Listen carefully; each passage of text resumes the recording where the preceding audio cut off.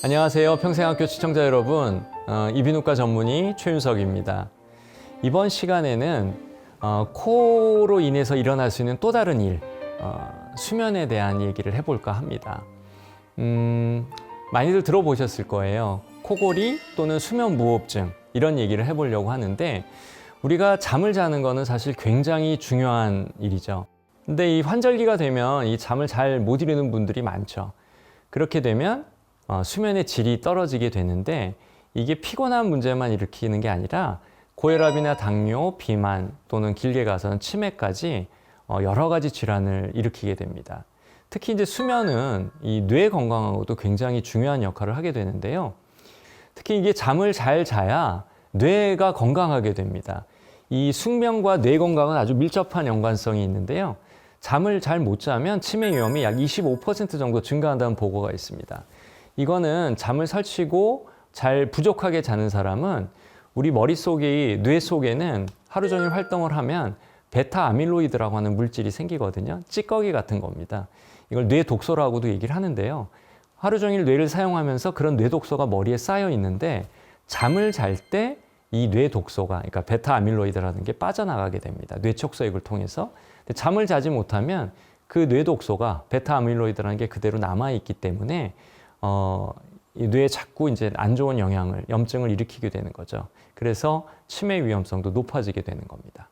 그래서 우리가 사실 건강한 삶을 유지하기 위해서는 잠을 잘 자야 됩니다. 좋은 잠을 자고 건강한 잠을 자야 우리 몸도 건강해지는 거죠. 그래서 우리가 잠을 자는 거는 어떻게 이루어지는지 잠깐 살펴보려고 하는데요. 우리가 자는 이 수면은 크게 4단계로 나뉠 수가 있습니다.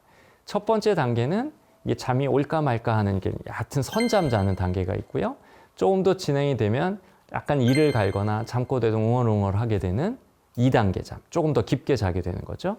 이 3단계는 이제 아주 깊은 수면 단계에서 흔들어도 잘 안 일어나는 이런 단계가 3단계 수면이 되고요. 네 번째 단계는 렘 수면이라고 하는데 우리가 꿈을 꾸는 단계입니다. 렘이라고 하는 거는 Rapid Eye Movement의 약자입니다. 눈이 빨리빨리 움직이는 거거든요. 그래서 사람이 잠을 잘 때 이게 눈동자 위에서 눈이 이렇게 왔다 갔다 하는 분들은 얘가 꿈을 꾸고 있구나 이렇게 알 수 있습니다. 그래서 수면은 이렇게 선잠인 1단계, 약간 더 깊게 가서 잠꼬대하는 2단계, 완전히 숙면을 취하는 3단계, 그리고 꿈을 꾸는 렘 수면, 이렇게 4단계를 한 사이클로 봅니다. 이 한 사이클이 보통 1시간 30분 정도 걸리게 되는데요. 그래서 이런 한 사이클의 수면을 5번 내지 6번 정도 이렇게 지나게 되면 우리가 밤 동안에 충분한 숙면을 취하게 되는 겁니다. 그래서 우리가 낮잠을 잘 때 깊은 잠을 자면 안 되기 때문에 이 1시간 반 동안 자지 않게, 그러니까 30분 이내로 자라고 하는 게 약간 자고 깨어나기 위해서 보통 30분 미만으로 이제 잠을 자라고 얘기를 하게 되는데요. 중요한 거는 이 깊은 수면을 의미하는 3단계 수면, 그러니까 깊이 잠을 잘 자야 우리가 뇌 건강을 잘 유지할 수가 있습니다.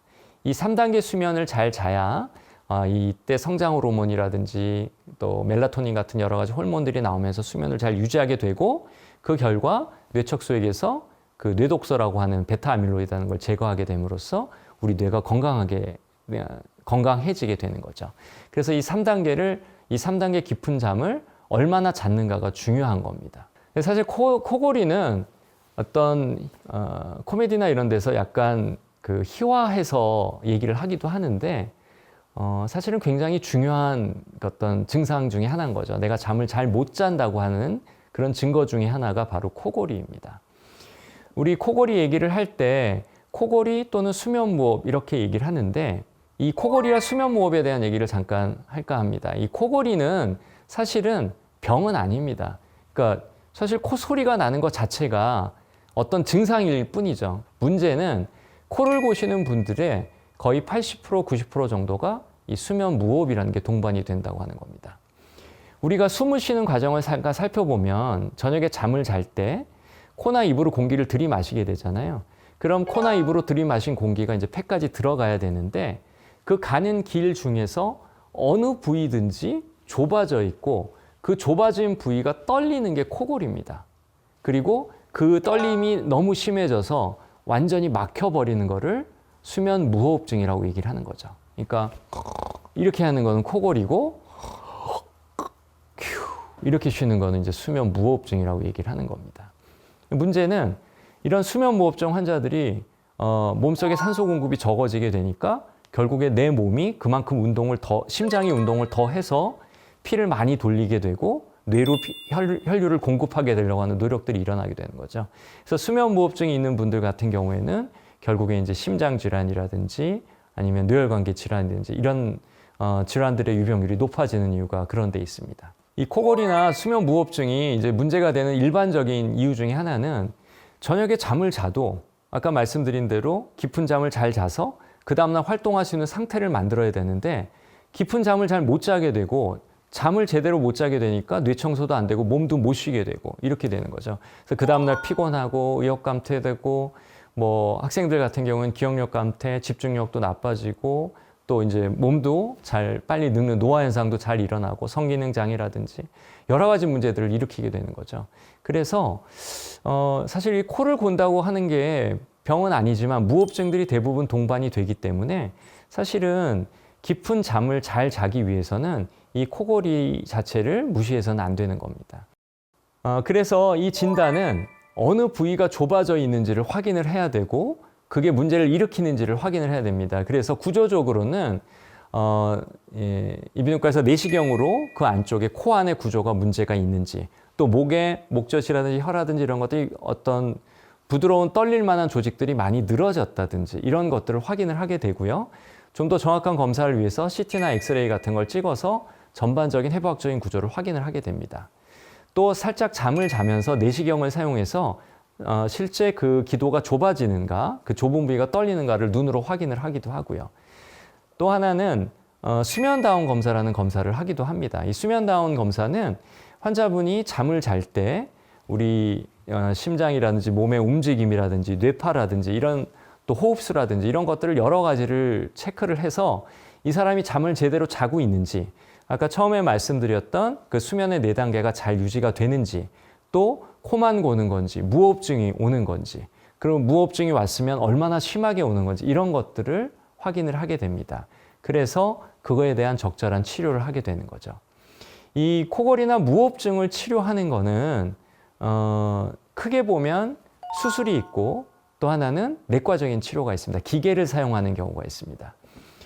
우리가 기계를 사용하는 거는 양압기라고 하는 기계를 사용하는 건데 이 코에다가 바람을 불어넣는 조그마한 마스크가 이런 자동으로 움직일 수 있는 펌프랑 연결되어 있는 기계입니다. 그래서 수면다운 검사 결과에 따라서 그 기계를 세팅을 하게 되면 코를 통해서 바람을 불어넣게 되는 거죠. 그럼 바람을 불어넣어서 그 목 안쪽에 좁아져 있는 부위를 막대 풍선 물듯이 이렇게 띄워주는 겁니다. 근데 이제 그 상태에 따라서 그 기계를 써서 유지하는 방법이 있는데 이게 쓰는 게 불편하다든지 잘 사용하지 못하시는 경우 또는 해부학적인 구조가 너무 나쁜 경우에는 수술을 하게 되는 거죠.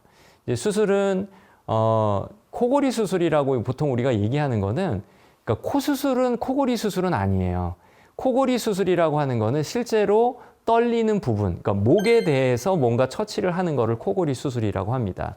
늘어져 있는 목젖을 조금 예쁘게 성형을 해준다든지 편도를 조금 줄여준다든지 아니면 뒤로 늘어져 있는 혀뿔이나 이런 거를 뭐 고주파나 일부를 절제해서 뒤 공간을 열어준다든지 아니면 더 심한 경우에는 턱을 앞으로 뽑아서 혀를 좀 전위시키는 그런 수술까지 이렇게 목을 수술하는 걸 다 코골이 수술이라고 얘기를 하는데 코의 구조가 너무 나쁠 때는 코 수술을 먼저 해보기도 합니다. 왜냐하면 코가 나쁘면 목이 나빠지기 때문이죠.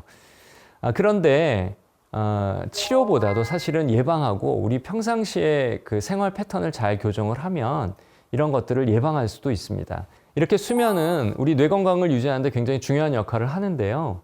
이 수면을 잘 하기 위해서는 환경을 잘 만드는 것이 일단 필요합니다. 일단 저녁에 잠을 잘 때는 방은 무조건 어둡게 또 전자기기 같은 거는 가능하면 멀리 뭐 할 수만 있으면 방 밖에다 놓는 게 좋고요. 온도나 습도도 잘 유지를 해야 됩니다. 습도는 50% 내외로 하게 되고요. 온도는 17에서 21도 정도를 유지하는 것들이 잠을 자는 데 있어서는 굉장히 중요하게 됩니다. 또 잠을 이렇게 잘 자는 것도 중요하지만 만약에 무호흡증이 오거나 코골이가 왔을 때는 어떤 수술적인 치료나 양압기나 이런 기계를 사용하는 것이 아니라 내 생활을 잘 유지해도 돌아올 수가 있습니다. 약간 비만이신 분들은 우리가 숨을 쉬는 길 자체가 좁아져 있기도 하지만 예를 들어 복부 비만이 너무 심하면 그 복부가 횡격막을 밀기 때문에 호흡기 자체가 좀 좁아지기 때문에 그 부위가 길이 좁아져서 코골이나 수면 무호흡이 같이 오기도 합니다. 그래서 적정 체중을 유지하기 위해서 규칙적인 운동하셔야 되고 또 식단도 잘 단백질 위의 식단을 잘 관리하시고 체중이 내 몸에 맞는 정도로 잘 낮춰보는 게 일단 우선이고요. 저녁에 잠을 잘 때도 코를 고시는 분들 같은 경우에는 옆으로 누워서 먼저 자는 거를 해보는 것도 도움이 될 수 있습니다. 또 하나는 잠을 잘 자기 위해서 멜라토닌이나 세로토닌 같은 호르몬의 합성이 잘 돼야 되는데 이런 것들이 많이 들어있는 음식을 섭취하는 것도 도움이 될 수 있습니다. 대표적으로 바나나나 우유 같은 것들을 저녁에 너무 출출할 때 드시면 저녁에 수면을 유도하는 데도 굉장히 도움이 되기 때문에 좋은 습관 중에 하나라고 말씀드릴 수 있을 것 같습니다. 이번 시간에는 우리가 코에 문제가 생겼을 때 저녁에 잠을 잘 때 어떤 문제가 오는가, 코를 고는 문제, 또 수면 무호흡증이 왔을 때 그런 걸 예방하는 것들에 대해서 알아봤는데요. 다음 시간에는 우리 코의 바깥쪽에 문제가 생기면 어떤 일이 일어나는지, 코뼈 골절이 됐을 때 어떻게 처치해야 되는지에 대해 알아보도록 하겠습니다.